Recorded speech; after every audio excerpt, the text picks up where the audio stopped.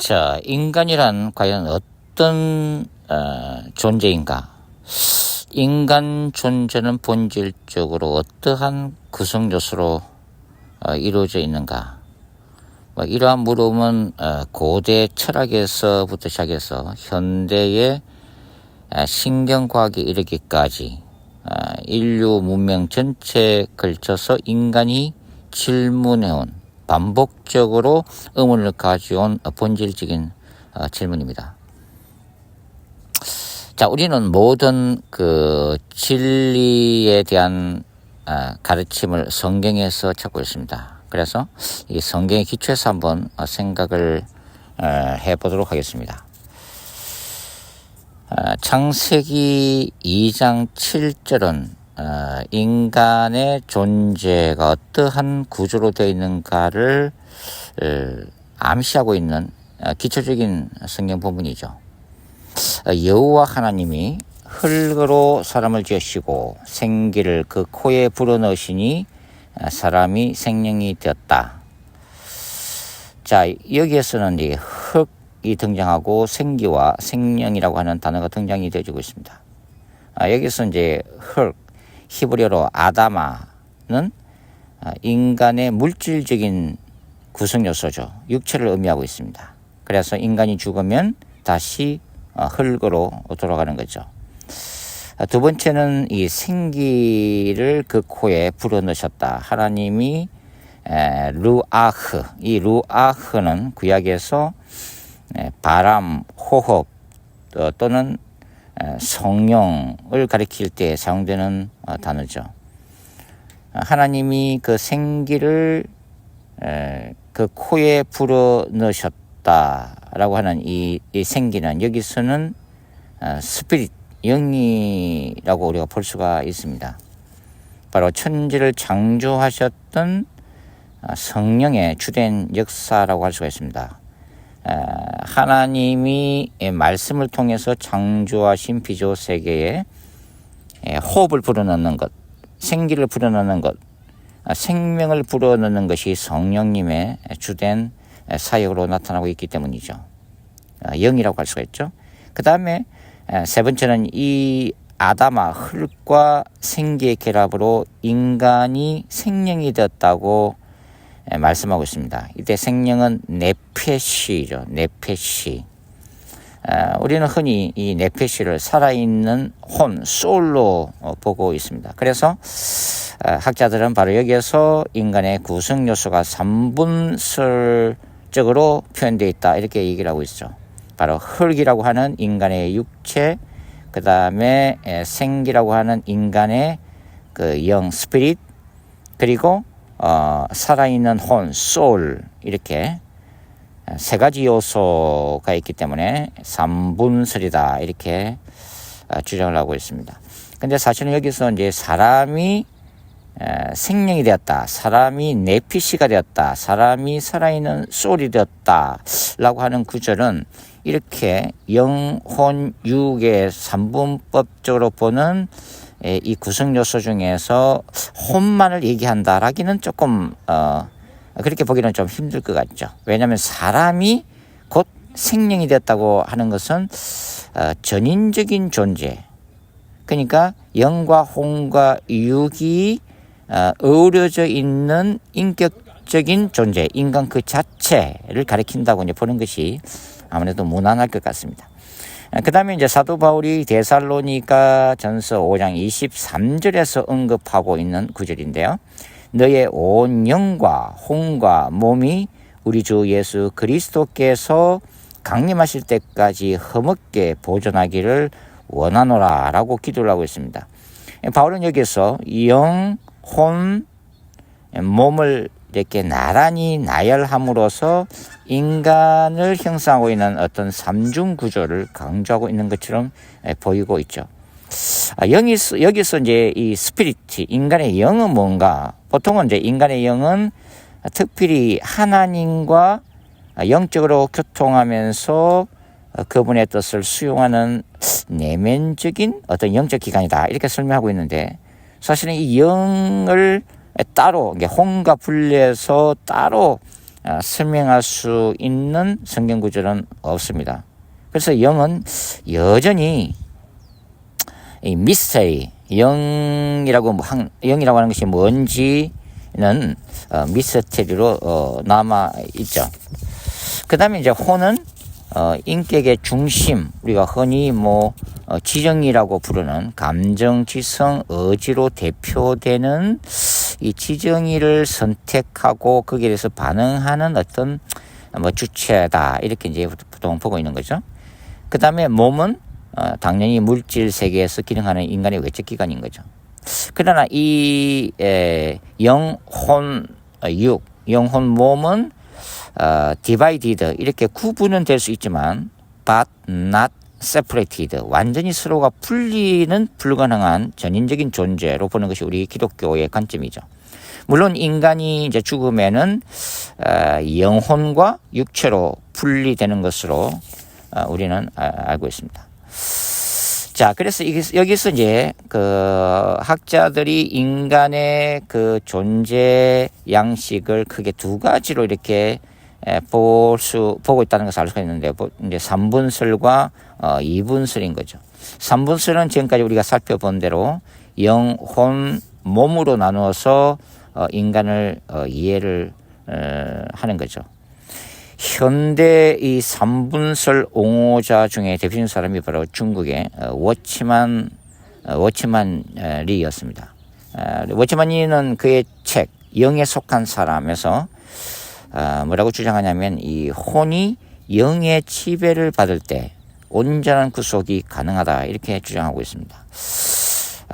워치만 리가 이렇게 이제 얘기할 때 혼이 영의 지배를 받는다, 그때 온전한 구속이 가능하다, 어떤 의미로 이제 이렇게 말하고 있는지는 저도 잘 모르겠네요.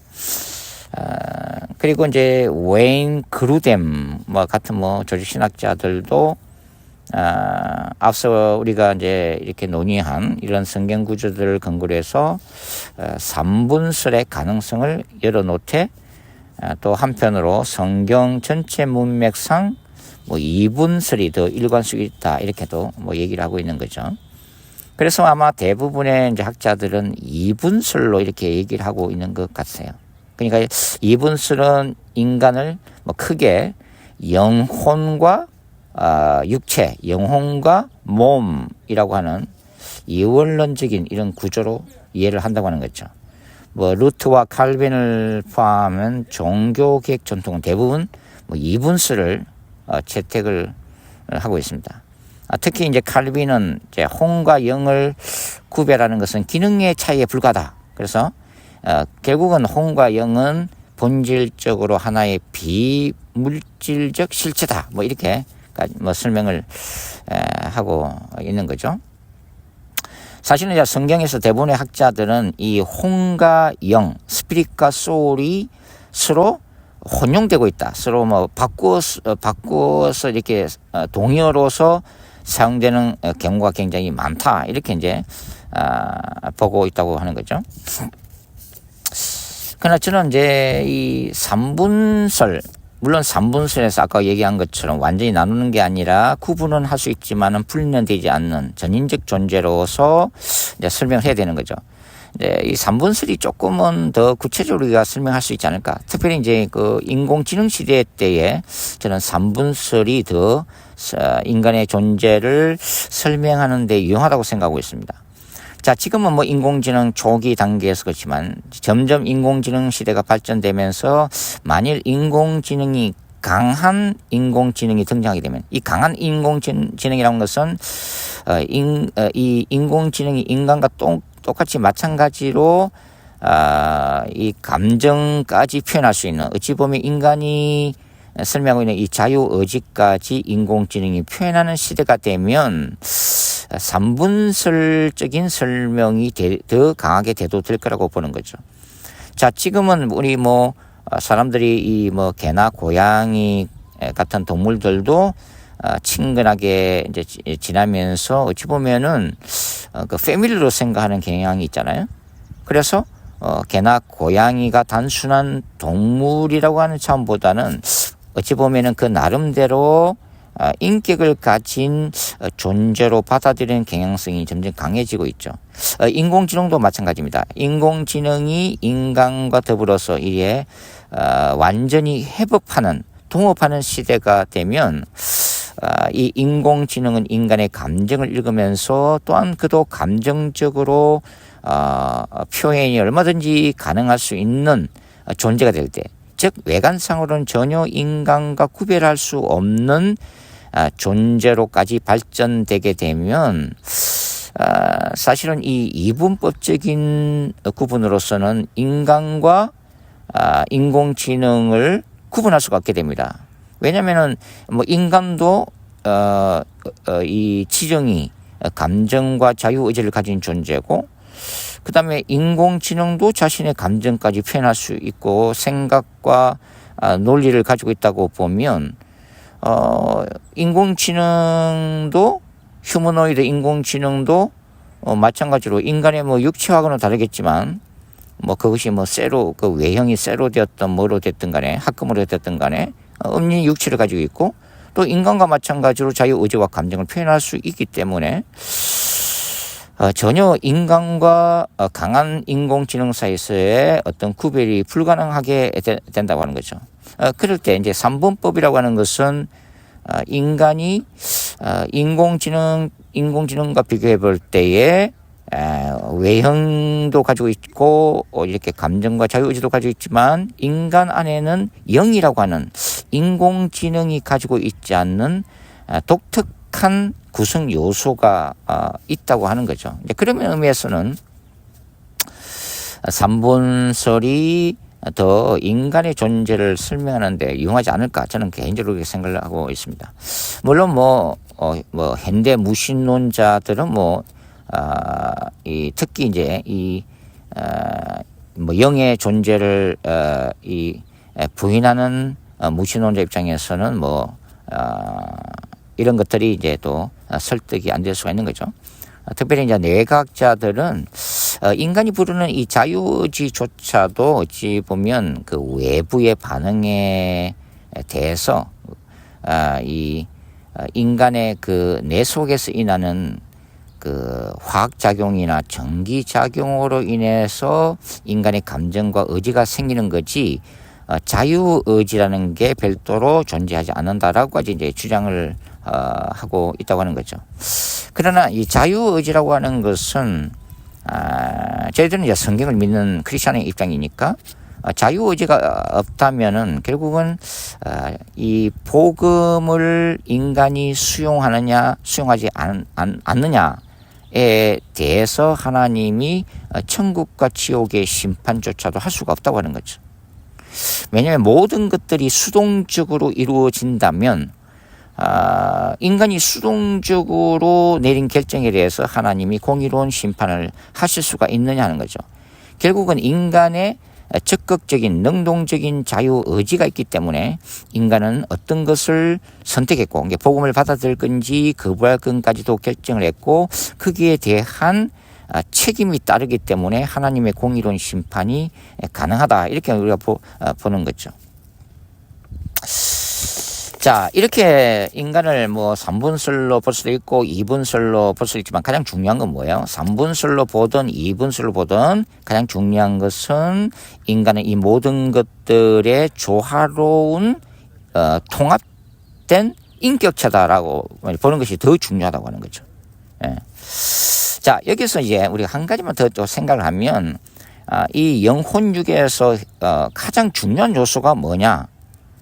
가장 중요한 요소는 일단은 혼이라고 볼 수가 있습니다. 인간의 혼적 영역, 소울이라고 하는 부분이라고 하는 거죠.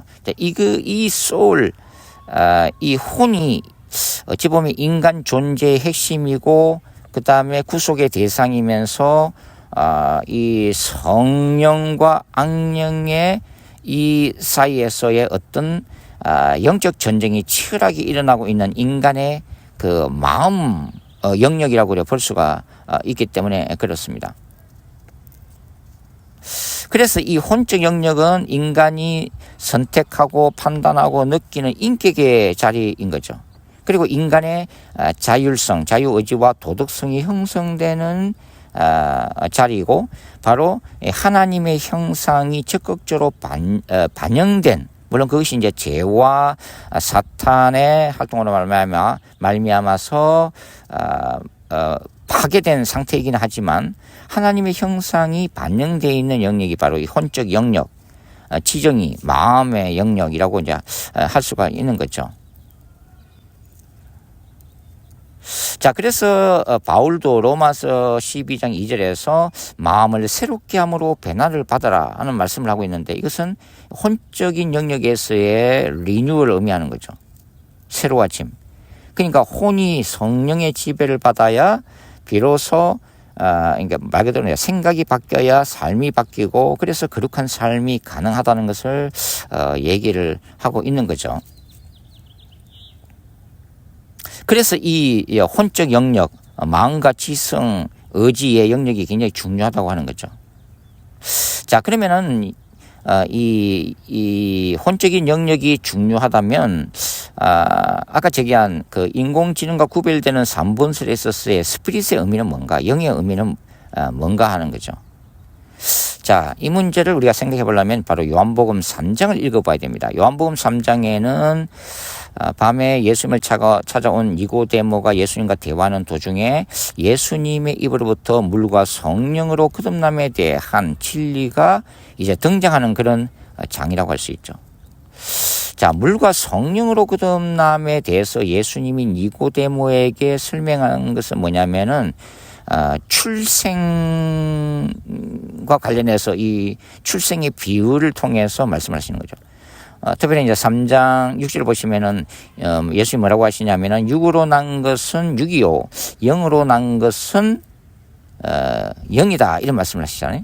그러니까 육은 육을 낳게 되지만 영은 영을 낳게 된다. 이때 앞에 나오는 영은 뭐 성령으로 봐야죠. 성령. 그리고 뒤에 영은 인간의 영으로 보는 것이 좋습니다. 그러니까 인간이 예수 그리스도를 영접하게 될 때 성령께서 인간의 내면 속에 들어오셔서 인간의 영에 새로운 생명을 부여한다는 얘기죠.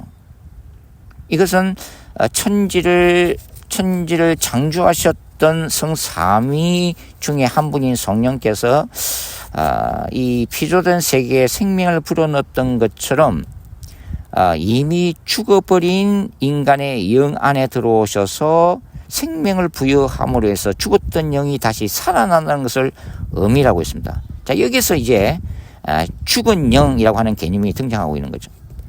그러니까 아담과 하와의 범죄 이후에 죄가 인류 안에 들어옴으로 인해서 인간은 말 그대로 죽은 영의 상태에 있다고 하는 거죠. 그 죽은 영이 하나님과 하나님의 말씀과 예수 그리스도를 받아들일 때에 말 그대로 새로운 거듭남의 역사가 일어난다고 하는 거죠. 물론 요한복음 3장에서 이 물과 성령으로 거듭난다는 것은, 물이라고 하는 것은 회개의 역사를 통해서, 성령으로 거듭난다고 하는 것은 바로 예수 그리스도에 대한 믿음으로 인해서 죽었던 영이 다시 살아나는 역사, 두 가지를 강조하고 있는 거죠. 회개와 믿음과 회개를 강조하고 있는 본문입니다. 여하튼 죄와 사탄의 지배하에 있었던 인간의 영은 죽어 있는 상태였는데 그것이 이제 예수 그리스도 안에서 성령으로 말미암아 영이 다시 살아나는 역사를 얘기하고 있는 거죠. 그러니까 이 혼적인 영역에서 말 그대로 인간의 자유의지를 통해서 예수를 받아들이는 것이 얼마나 중요한 것을 알 수가 있는 거죠. 이 혼적 영역에서 물론 그것이 뭐 선행하는 하나님의 은혜가 있어야 되지만 여하튼 간에 의지를 통해서 예수님을 받아들일 때에 바로 성령께서 오셔서 뭡니까? 죽었던 인간의 영을 다시 살리기 때문에 굉장히 인간의 이 혼적인 영역, 이 마음의 영역이 굉장히 중요하다라고 이제 하는 것입니다. 그래서 이 인간의 마음이라고 하는 것은 인간의 생각과 인간의 가치관, 세계관, 우주관, 사상 모두를 뭡니까? 결정짓는 영역이죠. 그래서 바로 이 혼적인 영역, 인간의 마음이 바로 하나님의 나라와 사탄의 나라가 부딪히는 곳이고 선과 악이 치열하게 싸우는 영적 전쟁의 장소라고 하는 거죠. 물론 크리스천은 인간의 죄의 완전한 지배, 사탄의 완전한 지배로부터는 벗어난 존재라고 하는 거죠. 자유함을 얻었습니다. 그죠? 새로운 피조물이 되었죠. 그러나 그럼에도 불구하고 제가 로마서 6장에는 뭡니까? 아직도 예수님의 재림 때까지는 인간의 죄의 속성이 여전히 남아있고 사탄이 여전히 활동하고 있기 때문에 구원받은 크리스천조차도 이러한 죄의 영향력과 사탄의 영향력으로부터는 자유로울 수가 없는 존재다. 완전한 지배로부터는 벗어났지만 여전히 영향력을 받고 있기 때문에 결국은 우리의 그 개인적인 종말인 죽음의 때까지, 그리고 우주의 종말인 예수 그리스도의 재림 때까지는 이 인간의 죄의 영향력과 사탄의 미혹과 유혹으로부터는 이렇게 계속해서 말씀과 성령 안에서 싸워 나가야 될 거룩한 전쟁의 대상이라고 하는 거죠. 그래서 이 인간의 마음터가 여전히 우리가 종말론적인 구원이 완성되는 그날까지 가장 중요한 영역으로 남아 있다는 것을 알 수가 있습니다.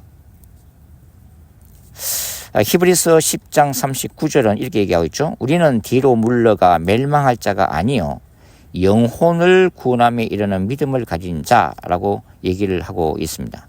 결국은 히브리서 자체가 이제 기독교 공동체 안에 들어왔던 그 크리스천들이 이 로마 제국의 외적인 박해 상황과 유대교로부터의 핍박 상황 속에서 다시 유대교로 돌아가려고 했던 그 유혹의 현장에서 히브리서 기자는 대제사장 오신 예수 그리스도 안에서 이 완성된 구약의 완성이요 율법의 완성이요 제사의 완성으로 오신 예수 그리스도 안에 여전히 머물러 있음으로써 결국은 이런 율법주의로 돌아가려고 하는, 유대교로 회귀하려고 하는 그 죄와 사탄의 권세에 대해서 맞서 싸우라는 의미에서 전국적으로 영혼을 최종적으로 구원받는 그날까지 싸우라고 하는 이 거룩한 싸움을 이제 독려하고 있는 그런 가르침 가운데 나와 있는 거죠. 그래서 인간의 존재는 영혼과 육체를 가진 존재로서 완전한 구원의 날까지 결국은 지속적으로 우리가 내적으로 투쟁해야 될 그 과정에 있는 존재라는 것을 우리가 알 수가 있겠습니다. 자, 오늘 이렇게 인간 존재의 구성 요소에 대해서 같이 생각을 나누어 봤습니다. 감사합니다.